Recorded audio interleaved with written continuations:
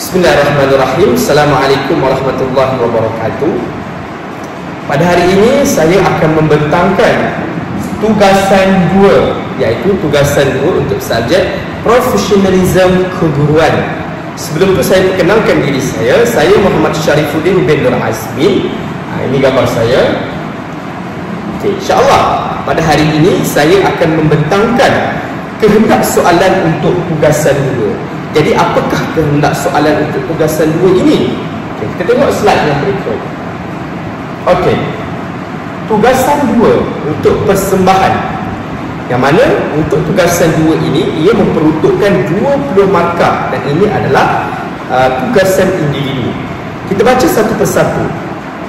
Kod etika keguruan dan hak asasi manusia merupakan dua aspek penting yang saling berkaitan dalam dunia pendidikan moden. Okey, baik.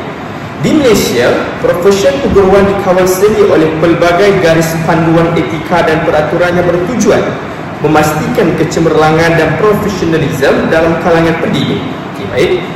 Selari dengan perkembangan global, pemahaman tentang hak asasi dalam kalangan pendidik, selari dengan perkembangan global, pemahaman tentang hak asasi manusia telah menjadi semakin penting dalam konteks pendidikan, di mana para guru perlu peka terhadap hak-hak pelbagai kumpulan termasuk hak kanak-kanak, wanita dan orang kurang upaya. Okey. Keseimbangan antara tanggungjawab profesional guru dan penghormatan terhadap hak asasi manusia menjadi asas kepada sistem pendidikan yang adil, inklusif dan berkesan.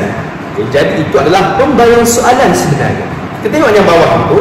Anda dikehendaki menghasilkan satu pembentangan yang saya sedang lakukan ini secara individu dengan memilih satu isu semasa yang dikenal pasti dengan mengaitkan kod etika keguruan Malaysia dan hak asasi manusia. Kes salah satu yang dilakukan oleh media mestilah 5 tahun kebelakang dengan disokong oleh jurnal ilmiah. Jadi kehendak soalan ingin saya untuk mengutarakan, mengetengahkan isu yang dikatakan seseorang itu melanggar kod etika sebagai seorang guru. Jadi dalam pembentangan ini saya akan bawakan satu isu yang mana pernah menjadi viral pada sebelum ini dalam dunia pendidikan di Malaysia. Kita akan lihat isu ini dan apakah kesannya untuk pelajar, untuk guru dan untuk masyarakat dan terutama sekali untuk badan pendidikan di Malaysia ini. Kita akan tengok satu persatu. Okey, jadi slide yang seterusnya. Okey, kita masuk dulu dengan pendahuluan. Profesion keguruan di Malaysia dikawal oleh Kod Etika Keguruan Malaysia yang menggariskan tanggungjawab moral dan profesional guru dalam mendidik secara amanah dan beretika. Jadi, profesion keguruan, profesion ini adalah satu pekerjaan yang mana ia adalah pekerjaan sebagai seorang guru lah. Yang mana dalam kita bekerja membawa nama seorang guru, kita perlulah mematuhi Kod Etika Keguruan Malaysia. Yang mana kod ini telah menggariskan tanggungjawab moral dan profesional sebagai seorang guru. Maksudnya kod ini dia telah melambangkan latar belakang seorang guru itu bagaimana. Dan dalam mendidik secara amanah dan beretika, bila mana kita ikut Kod Etika Keguruan itu, kita akan mendidik secara amanah dan beretika. Jadi bila mana kod etika ini diikut ataupun dilaksanakan oleh guru-guru yang bergelar sebagai seorang guru di Malaysia ini, ia akan melahirkan guru yang beretika, yang berintegriti dan bertanggungjawab. Itu adalah profesionalisme sebagai seorang guru. Okey, itu poin pertama. Kita tengok poin yang kedua. Apa dia? Okay. Perlembagaan Persekutuan dan Convocation Hak Kanak-kanak PBB UNCRC menjamin hak pelajar untuk mendapat pendidikan dalam suasana yang selamat, bebas daripada sebarang bentuk penderaan dan kekerasan. UNICEF 2021. Okey, yang ini. Okey, jadi Perlembagaan Persekutuan dan Convocation Hak Kanak-kanak PBB UNCRC ini dia ni menjaga hak kanak-kanak lah, yang mana hak kanak-kanak dalam pendidikan, iaitu kanak-kanak tersebut mestilah mendapat pendidikan yang bagaimana dalam keadaan yang selamat, bebas dari bentuk penderaan dan juga atau kekerasan. Jadi maksudnya pendidikan yang didapat oleh pelajar itu mestilah bukan daripada paksaan. Bila kita paksa untuk murid itu, ia boleh dikategorikan sebagai penderaan. Jadi kita perlu mendidik ataupun murid itu perlu dididik ataupun dibentuk oleh seseorang guru tanpa menggunakan penderaan ataupun kekerasan. Itu yang kedua. Okay, yang ketiga, namun masih wujud kes guru bertindak secara kasar, fizikal atau verbal terhadap pelajar, seperti menampar, mencubit, merotan, berlebihan atau menghina pelajar secara terbuka. Ini adalah antara isu-isu yang akan diketengahkan. Saya akan ambil satu daripada yang disebut tadi sebagai isu kita pada hari ini yang akan saya terangkan, yang akan saya bentangkan. Okey, kalau kita lihat, walaupun adanya Perlembagaan Persekutuan dan Convocation Hak Kanak-Kanak ini, yang mana ia menjamin untuk pendidikan yang didapati oleh pelajar itu selamat dan bukannya dari segi penderaan. Akan tetapi masih wujud juga sebenarnya kes guru bertindak kasar secara fizikal. Maksudnya guru itu mengajar dengan menggunakan kekerasan, menampar, mencubit, merotan berlebihan ataupun menghina pelajar itu secara terbuka. Ini adalah salah satu isu sebenarnya yang dikatakan terjadi, memang benar-benar terjadi di Malaysia. Tapi nanti kita akan lihat isu ini bagaimana boleh terjadi, kesannya dan bagaimana cara mengatasinya. Okey. Kemudian yang keempat, iaitu situasi ini mencetuskan kebimbangan tentang keberkesanan sistem disiplin sedia ada dan tahap perlindungan hak asasi pelajar di sekolah. Jadi bila berlakunya wujudnya kekerasan dalam pengajaran ataupun dunia pendidikan untuk murid, untuk kanak-kanak, ia dah merisaukan ataupun kebimbangan yang berlaku terhadap keseimbangan disiplin sedia ada pada tahap perlindungan hak asasi pelajar di sekolah. Jadi ia merupakan satu cabaranlah sebenarnya, yang mana bila kita nak mendidik, kita tidak menggunakan kekerasan, dan bila mana kita menggunakan kekerasan, ini akan mengalami perlembagaan persekutuan dan hak convocation hak kanak-kanak, iaitu hak asasi sebagai manusia. Kita akan tengok sekejap lagi apa yang akan kita ketengahkan isu dan apakah kaitannya dengan hak asasi manusia itu. Okey, kita akan pergi lihat isu yang saya ketengahkan. Okey, sebelum kita masuk kepada isu, kita lihat dulu statistik dan fakta berkaitan dengan isu keguruan ini, etika keguruan ini. Kita lihat, pada tahun 2023 sebanyak 312 kes kekerasan terhadap pelajar oleh guru dilaporkan kepada KPM. Ini adalah sumber daripada Berita Harian pada tahun 2023. Okay, nampak? Maksudnya pada 2 tahun lepas sekalipun masih banyak sebenarnya kes kekerasan guru terhadap murid dalam pendidikan. Ini adalah kes yang dilaporkan dan didapati oleh Kementerian Pendidikan Malaysia.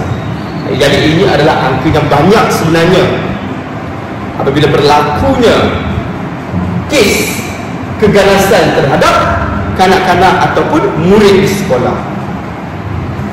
Okey, ada satu kajian yang dibuat oleh Hassan dan juga Rahim pada tahun 2022. Dia mendapati bahawa 35% daripada pelajar sekolah menengah di Malaysia mengalami sekurang-kurangnya satu bentuk penderaan verbal atau fizikal daripada guru. Nampak? Ini dia fokuskan kepada murid sekolah menengah, yang dia mendapati 35% daripada murid sekolah menengah ini mendapat penderaan verbal ataupun fizikal daripada guru. Okey, benda ini mungkin terjadi kerana murid ini dah remaja, dah dewasa, remaja lah, sudah boleh dikategorikan mampu berfikir benda yang baik dan juga benda yang buruk. Jadi bila mana mereka ini sudah semakin besar, sudah tentu adanya sifat ingin berlawan. Jadi mungkin itu adalah salah satu faktor yang menyumbang 35% daripada penderaan pendidikan itu daripada murid sekolah menengah. Sebab mereka ini adalah fasa mereka ingin membesar, fasa mereka ingin tahu. Jadi itu menjadi kesan untuk penderaan dalam pendidikan pada tahun 2002 yang dibuat kajian oleh mereka, yang mendapati 35% daripada pelajar sekolah menengah mendapat penderaan dalam pendidikan. Okey. Kes-kes keganasan ini telah mencetuskan kebimbangan di kalangan ibu bapa dan masyarakat serta memberi impak negatif terhadap perkembangan emosi dan akademik pelajar. Ini adalah hasil daripada Jabatan Kebajikan Malaysia. Okey, jadi kes-kes keganasan ini sebenarnya dia mencetuskan kerisauan lah daripada sudut ibu bapa. Sebab bila mana anak mereka dihantar ke sekolah, mereka risau pengajaran ataupun anak mereka ini didera untuk belajar. Kes-kes tadilah adanya menampar, mencubit, pukul. Itu adalah salah satu penderaan dalam dunia pendidikan. Okey, kita lihat isu yang berkaitan. Jadi saya akan ketengahkan satu isu yang mana pernah viral sebelum ini di Malaysia. Kita tengok isu apa. Okey, isu dia, seorang murid lelaki tahun 2 sekolah rendah dikatakan mengalami pendarahan di kedua-dua belah telinga serta kecederaan pada tisu lembut di bahagian muka selepas mendakwa ditampar guru sekolahnya di Kota Baru. Ini berlaku di Kelantan. Guru tersebut dikatakan bertindak demikian ekoran aduan anaknya yang juga rakan sekelas mangsa bahawa mereka bergaduh sehari sebelum kejadian itu. Ini adalah sumber daripada Sinar Harian 2023. Okey, isu ini saya ketengahkan kerana isu guru memukul ataupun menampar pelajar selalu kita dengar, selalu kita lihat dalam media sosial di Malaysia, terutama di TikTok, di Facebook, di YouTube, Instagram, Twitter. Jadi isu-isu inilah yang akan diviralkan sebenarnya oleh ibu bapa, dan akhirnya guru itu akan dikenakan tindakan tata tertib kerana melanggar kod etika keguruan. Jadi untuk isu yang dibangkitkan pada kali ini yang saya bawa ke tengah adalah isu inilah, guru itu menampar murid darjah 2. Darjah 2 macam besar-besar inilah, budak-budak lah, besar-besar anak kecil yang orang kata boleh dikatakan sebagai belum memagis, iaitu tak mampu berfikir sama ada itu benda baik ataupun benda yang buruk. Itu anak-anak tahun 2. Jadi apa yang berlaku kepada dia? Ia telah ditampar oleh seorang guru di Kelantan, menampar oleh kerana anak kepada guru tersebut yang kelasnya sama dengan mangsa mengadu kepada guru itu, iaitu ayahnya sebenarnya, yang dia bergaduh dengan mangsa pada sebelum kejadian tampar itu berlaku. Nampak tak? Jadi ini adalah isu yang saya ketengahkan untuk dihurai ataupun dibincangkan pada hari ini. Okey, dapat?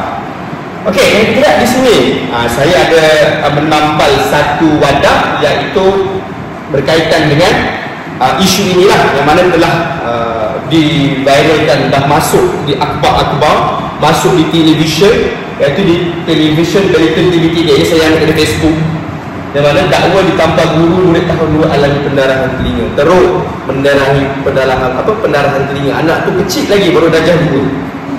Seorang murid lelaki tahun 2 dikatakan mengalami pendarahan di kedua-dua belah telinga serta kecederaan pada tisu lembut di bahagian muka selepas mendakwa ditampar guru sekolahnya di Kota Baru, Kelantan, Rabu. Ini adalah kenyataan yang dibuat, di mana murid itu mengadu kepada ayahnya, katanya sakit. Dia ditanya, anaknya memberitahu ia telah ditampar oleh seorang guru di sekolah. Jadi ini adalah isu yang saya ketengahkan. Boleh dikatakan isu yang baru jugalah, yang berlaku pada tahun 2023. Okey.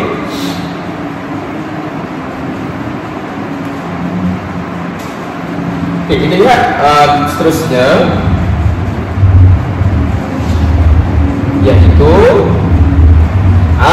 kita nak lihat video yang mana dalam berita TV3 sebenarnya ditayangkan mengenai kes ini. Okey,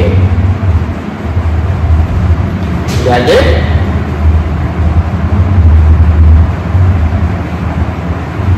Okey, kita lihat di TV3 telah masuk satu berita yang mana didakwa guru menampar bertubi-tubi ya.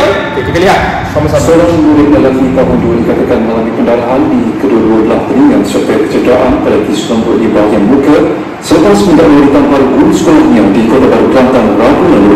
Kejadian disedari bapanya Khairul Ashraf Razali 33 tahun apabila mendapati kedua-dua belah pipi mangsa bengkak.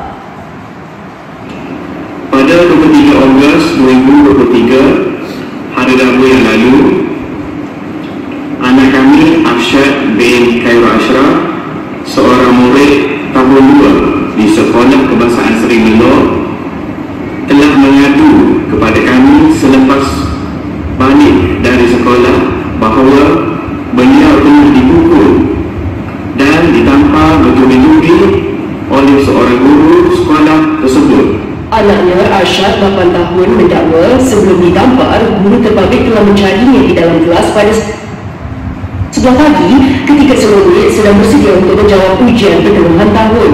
Tindakan itu dikatakan susulan aduan anak guru terbabit dan juga rakan sekelas Arsyad mengenai pergaduhan mereka sehari sebelum kejadian. Ujarnya setelah melakukan perbuatan daripada guru dan pihak sekolah untuk memaklumkan mengenai kejadian yang berlaku. Selain polis, pihaknya turut memohon tindakan segera diambil Jabatan Pendidikan Negeri dan Pejabat Pendidikan Daerah. Sementara itu, Ketua Polis Daerah Kota Baru Assistant Commissioner Muhammad Rosli Daud ketika dihubungi media mengesahkan menerima laporan berhubung kes itu dan siasatan lanjut sedang dijalankan.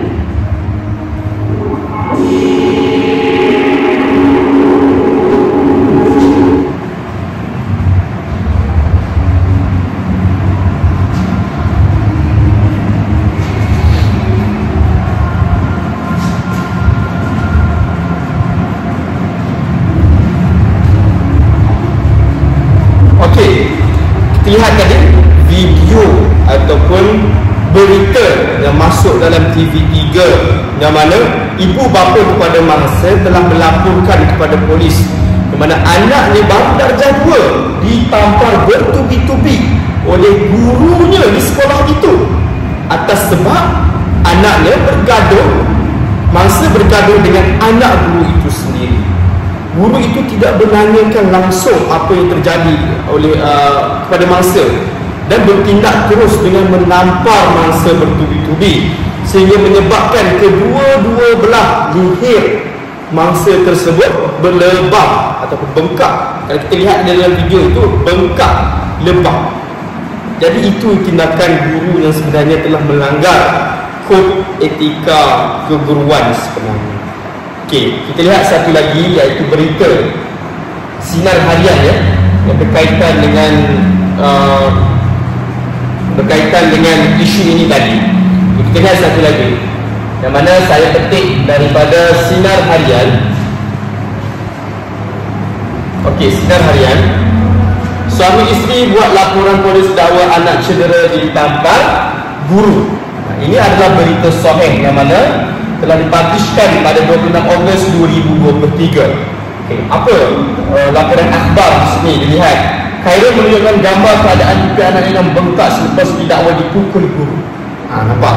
Gambar ini sendiri bengkak ni. Ni bengkak.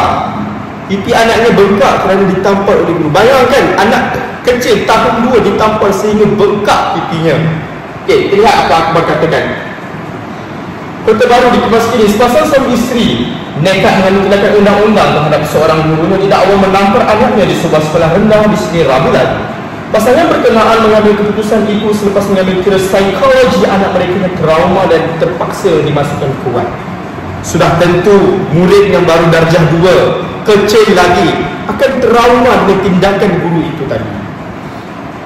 Bapa mangsa yang dikenali sebagai nama Khairul berkata anaknya yang bersekolah di tahun 2 di sekolah itu mengadu sakit di bahagian muka dan pening kepala sebelum dibawa ke hospital USN. Anak kami dimasukkan ke ward selama 2 hari dan doktor memaklumkan mengalami pendarahan di kedua-dua belah telinga selain bengkak di kedua-dua pipinya, katanya kepada pemberita di sini pada Jumaat lalu. Nampak kesannya yang teruk dialami oleh murid tersebut. Apa kesannya? Kita lihat di sini yang dikatakan pendarahan di kedua-dua belah telinga. Sini pendarahan telinga, bengkak di kedua-dua pipinya, katanya kepada pemberita di sini. Tindakan guru tersebut telah menyebabkan seorang murid ini sakit sehingga menjadi begini, pendarahan di telinganya, pipinya bengkak. Khairul mendakwa kejadian berlaku apabila gurunya dipanggil ustaz itu mencari anaknya di kelas kira-kira jam 7.40 pagi sebelum menampar di muka beberapa kali sehingga terjatuh. Boleh bayang macam mana anak itu ditampar sehingga jatuh, sehingga mengakibatkan berlakunya pendarahan di telinga murid tersebut. Kami difahamkan ketika ustaz itu ekoran aduan anak yang rasa yang juga rakan stres anak kami bahawa mereka bergaduh sehari sebelum kejadian itu. Katanya disebabkan ini ayahnya ataupun guru itu mengambil tindakan. Tambahan beliau, perbuatan guru itu turut disaksikan murid lain dan pekerja pembersih sekolah pada ketika itu. Bagaimanapun katanya guru berkenaan ada menghubunginya pada sebelah petang hari sama untuk meminta maaf, tetapi selepas itu tidak lagi bertanya khabar. Maksudnya guru itu selepas kejadian itu petang tu dimaklumkan kepada ibu bapanya dan selepas itu tidak menanyakan khabar. Jadi saya juga bergegas bertemu pihak pengurusan sekolah kira-kira jam 1:30 hari untuk mendapatkan penjelasan mengenai kejadian itu. Sudah tentu ibu bapa murid tersebut ingin mendapatkan keadilan ataupun ingin mendapatkan penjelasan. Kalau benarlah itu salah anaknya sendiri, mungkin tidak dilaporkan ataupun tidak diambil tindakan undang-undang tersebut. Guru perlu berlaku adil dalam situasi seperti ini. Tak apa, kami kesal kerana tidak menerima maklumat mengenai perkara ini sedangkan kejadian berlaku pada awal pagi. Anak saya menjawab soalan peperiksaan dengan ketakutan dan menangis, katanya. Pada hari tersebut yang ditampar murid itu oleh guru adalah hari peperiksaan pertengahan tahun. Dan murid itu trauma, menggigil menjawab soalan apabila ditampar oleh guru dengan sedemikian rupa di depan orang ramai yang dikatakan oleh bapanya tadi. Nampak? Jadi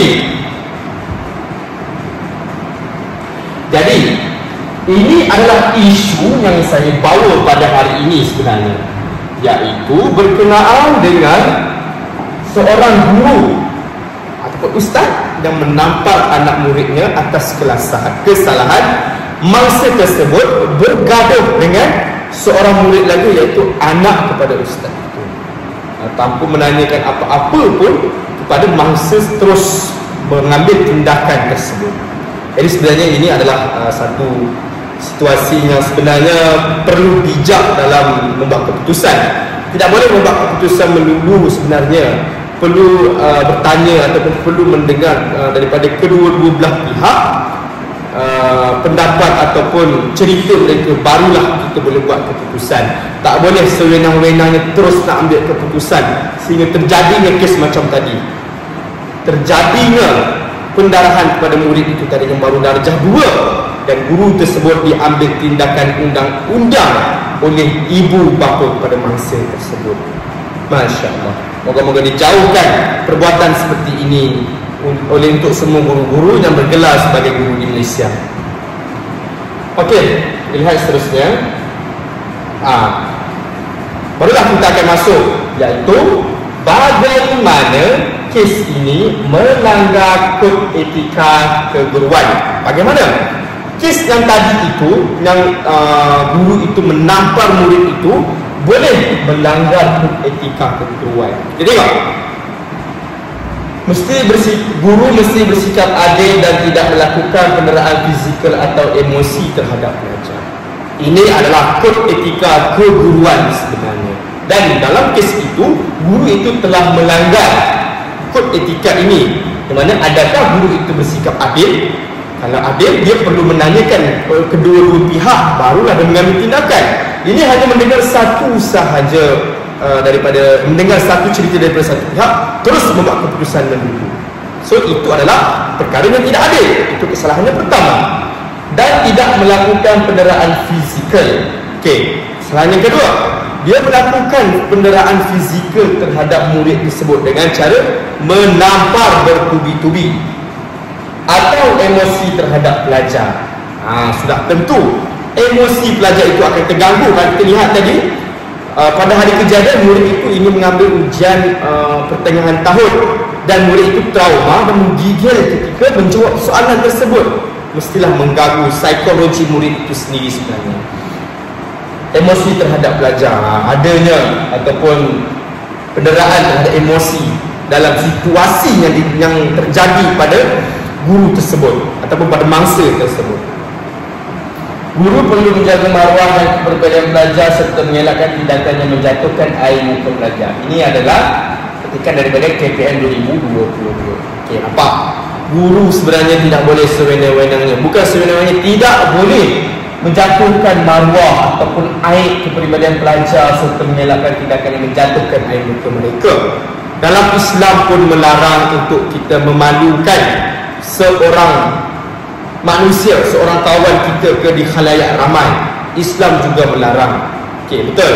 Jadi sebagai seorang guru, kita perlu mengambil iktibar dengan sama-samalah kita menjaga maruah. Kita nak dihormati, kita juga perlu hormati murid. Bila mana adanya sikap hormat menghormati murid dengan murid, guru dengan guru, guru dan murid, murid dan guru, sudah pasti perkara ini tidak akan terjadi sebenarnya.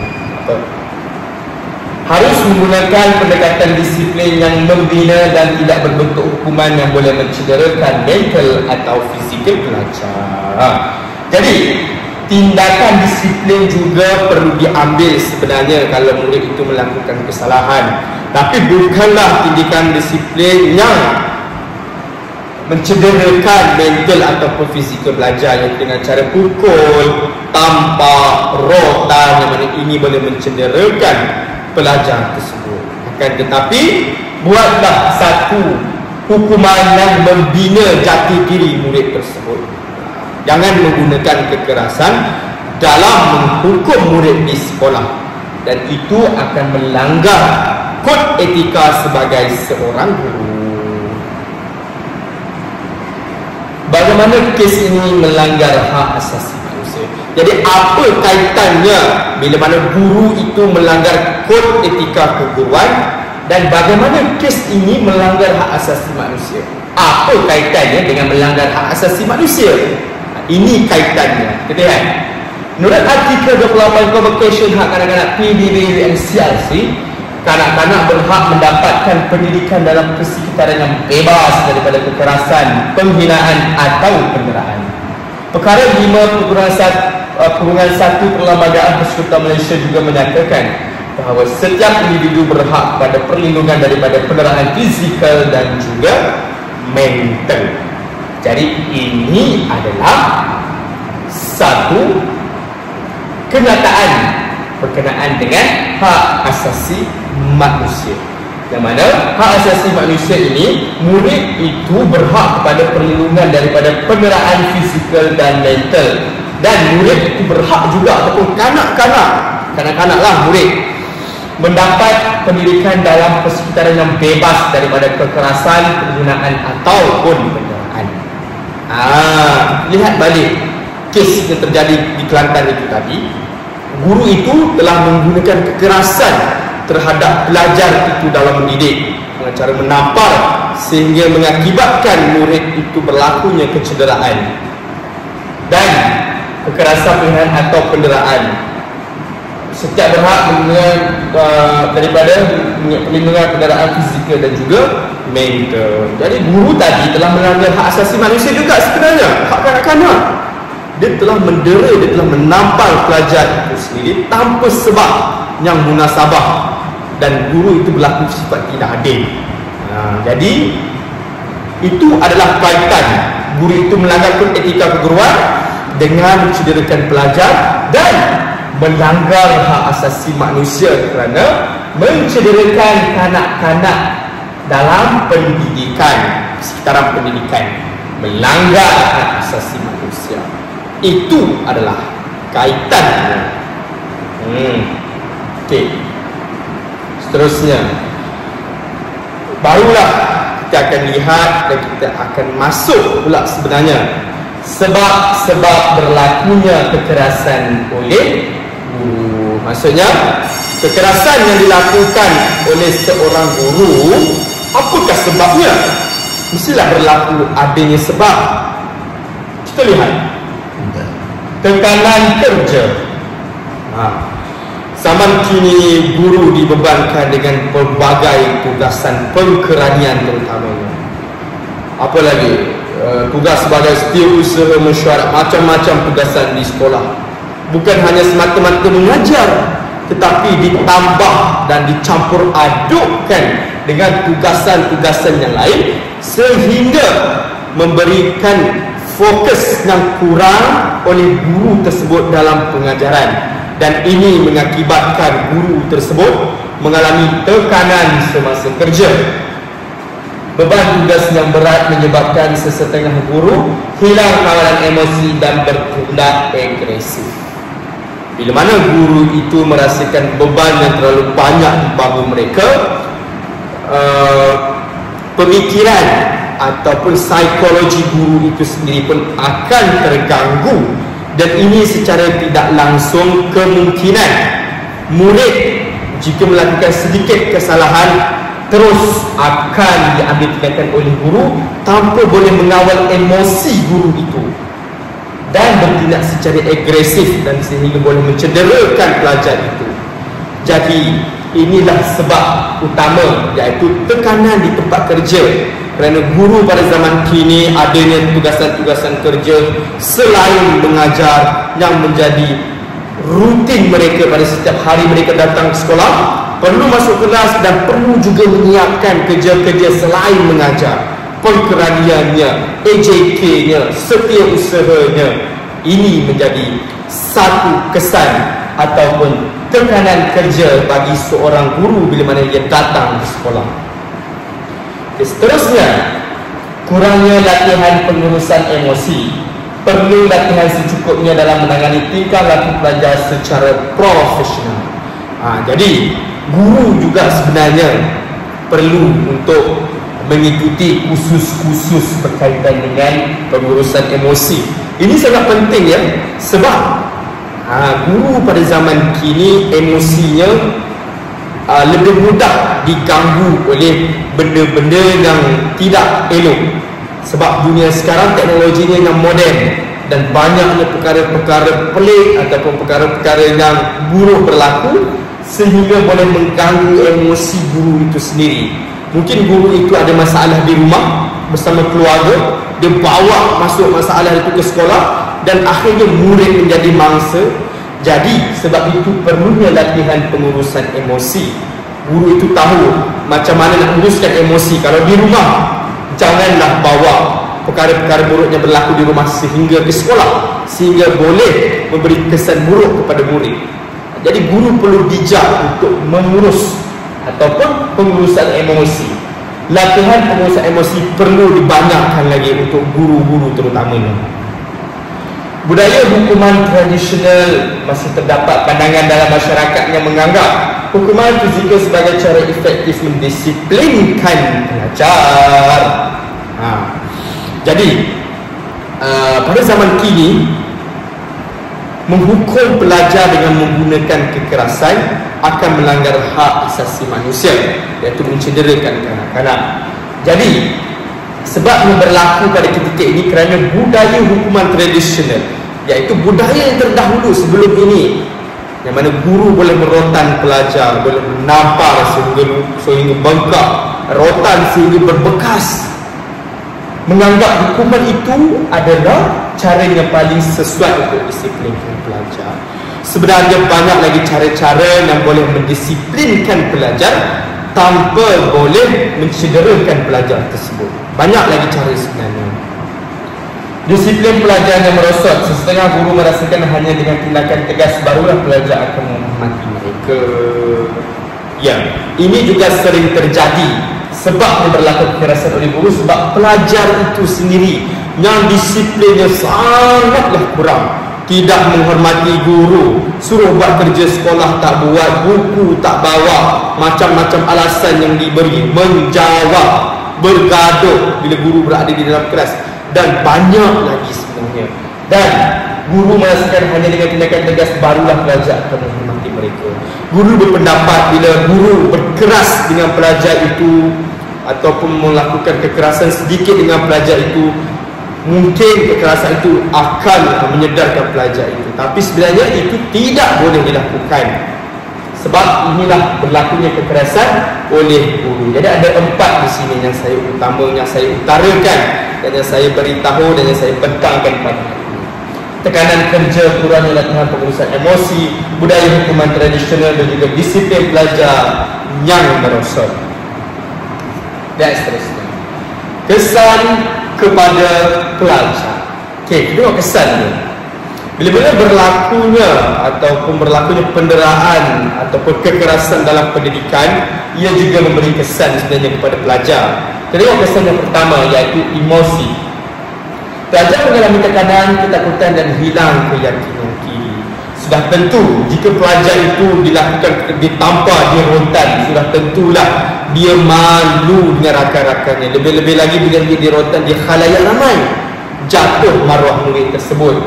Ketakutan, dia akan berada ketakutan. Bila dia datang ke sekolah, dia akan merasa satu perasaan yang rasa takut untuk ke sekolah. Berjumpa dengan guru-guru, dia akan rasa takut. Ini adalah perasaan yang tidak betul untuk seorang murid untuk datang ke sekolah. Dan hilangnya keyakinan diri, hilanglah keyakinan murid tersebut untuk belajar kerana telah dilakukan sedemikian rupa oleh guru. Trauma, murid itu trauma sehingga keyakinan dirinya juga menurun, tidak mampu untuk masih mampu untuk belajar, tapi mengambil masanya sangat lama untuk elok, untuk pulih. Jadi seterusnya kesannya terhadap sosial. Pelajar mungkin mengalami kesukaran dalam berinteraksi dengan rakan sebaya atau guru lain. Bila mana dia dimarahi ataupun dilakukan kekerasan, ditampar ataupun dipukul oleh guru, mestilah dia akan rasa kesukaran untuk berinteraksi. Dia akan jadi kemurungan. Pernah terjadi murid itu kemurungan bila mana dia datang ke sekolah kerana selalu dimarahi oleh guru di sekolah, di rumah pun ada masalah dengan keluarga, sehingga menyebabkan kesukaran dia dalam berinteraksi dengan rakan sebaya dan juga guru. Akademik. Prestasi akademik boleh merosot kerana pelajar kurang motivasi untuk belajar. Okey, ini adalah benda utama.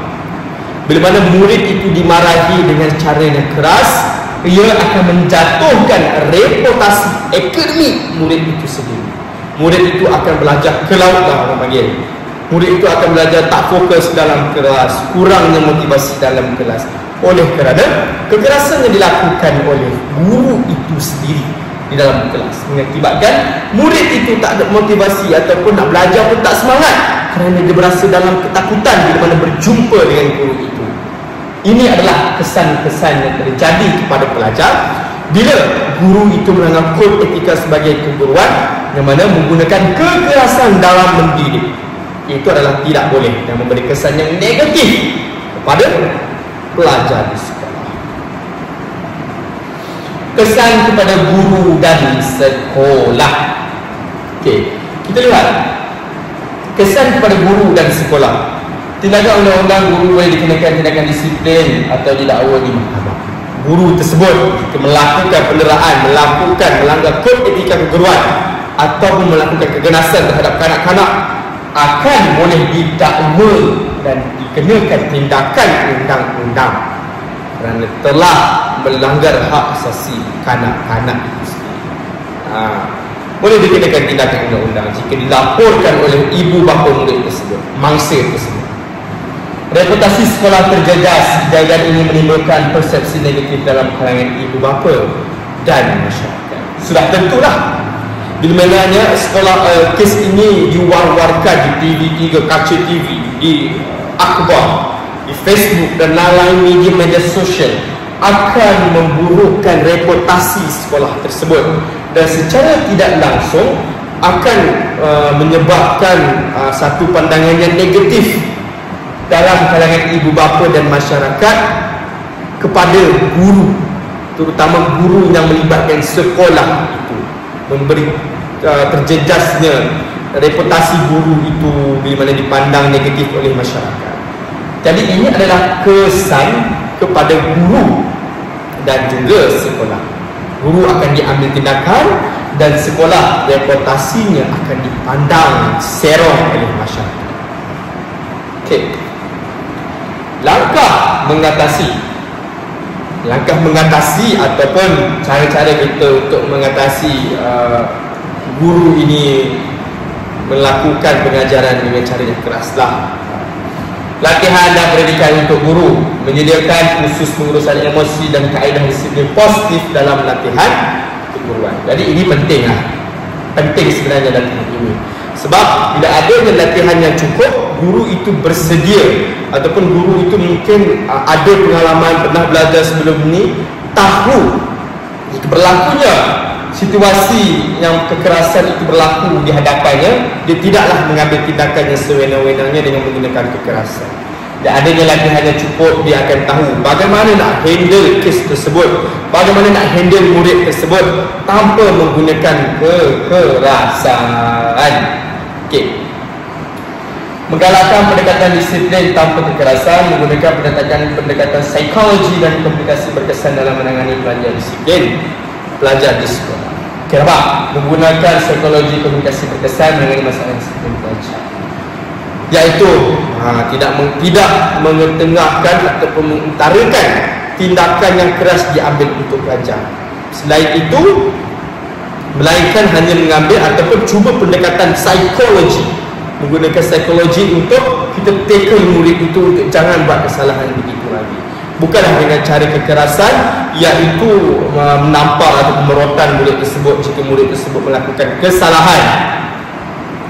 Kemudian meningkatkan kesedaran dalam peranan ibu bapa dan masyarakat, memberi pendidikan kepada ibu bapa mengenai hak asasi anak-anak dan pentingnya melaporkan sebarang kes yang berlaku di sekolah jika anaknya dianiayai ataupun digunakan kekerasan oleh guru. Ibu bapa boleh mainkan peranan untuk bantu anak-anak tersebut, untuk bantu emosi ataupun psikologi murid tersebut. Boleh bantu dengan pelbagai cara, iaitu ataupun macam saya sebutkan tadi, guru boleh dikenakan tindakan undang-undang dan ibu bapa boleh gunakan tindakan undang-undang jika guru itu melanggar kod etika keguruan dan sekaligus melanggar kod hak asasi manusia, iaitu penderaan terhadap kanak-kanak yang melakukan kekerasan dalam pendidikan. Kesimpulan, kita lihat balik. Keganasan oleh guru terhadap pelajar adalah satu pelanggaran serius terhadap kod etika keguruan dan hak asasi manusia. Ya, betul. Adalah pelanggaran serius sebenarnya. Sebab bila mana kod etika keguruan itu dilanggar oleh guru, ia adalah satu poin yang boleh dijadikan sebagai bukti yang mana guru itu telah melanggar kod etika sebagai seorang guru dan boleh dikenakan tindakan undang-undang dan sekaligus boleh melanggar pelanggaran terhadap hak asasi manusia jika guru itu melaksanakan keganasan dalam pendidikan. Guru akan dikenakan tindakan macam-macam lah, kita tak tahulah, di mahkamah nanti akan dibicarakan kes tersebut. Kemudian langkah-langkah kebaikan perlu diambil untuk memastikan guru dapat mendisiplinkan pelajar secara profesional tanpa melibatkan keganasan fizikal dan verbal. Jadi guru-guru perlu bersedialah untuk berhadapan dengan masalah-masalah pelajar di sekolah. Bagaimana kita nak mengatasi masalah-masalah di sekolah tanpa menggunakan kekerasan. Kemudian kerjasama antara guru, ibu bapa pelajar dan pihak berkuasa sangat penting untuk mewujudkan persekitaran pembelajaran yang selamat, inklusif dan juga berkesan. Jadi semua pihak haruslah memainkan peranan yang sangat penting untuk memastikan pengajaran ataupun murid di sekolah sentiasa selamat untuk terus belajar mencari ilmu, dan bila mana dia datang sekolah dia rasa selamat, dan bila dia datang sekolah dia rasa selesa untuk belajar dengan guru tersebut, bukanlah dengan perasaan yang takut kerana guru itu telah memarahinya dengan cara yang keras. Dan cara untuk menegur murid bukanlah menggunakan kekerasan. Okey. Jadi ini adalah kesimpulan yang dapat saya simpulkan terhadap isu yang diketengahkan, iaitu isu guru menampar murid, dan apakah kesan dan apakah langkah cara mengatasi benda tersebut. Kemudian sekian, terima kasih. InsyaAllah sekadar itu sahaja daripada saya berkenaan dengan pembentangan tugasan 2, iaitu berkenaan dengan kod etika keguruan dan juga hak asasi manusia, yang mana moga-moga ada manfaat kepada semua yang mendengar. InsyaAllah sekian sahaja daripada saya. Assalamualaikum warahmatullahi wabarakatuh.